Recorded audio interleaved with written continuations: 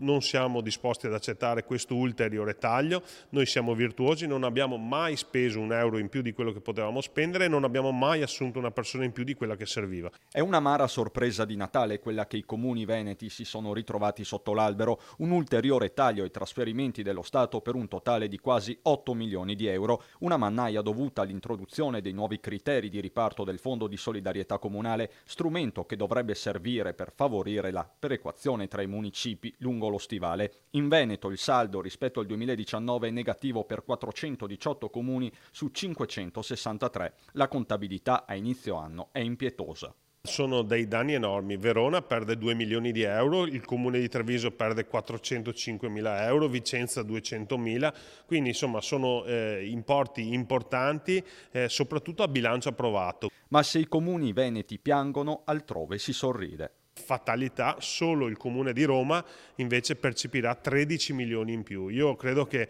per questa Italia sia giunto il momento di dare una svolta, cioè quei comuni che sono virtuosi, e sottolineo che in Veneto i comuni sono tutti virtuosi, vanno sostenuti, non si può continuare a tagliare risorse. Per questo l'ANCI, l'Associazione dei Comuni del Veneto, sta studiando delle contromisure.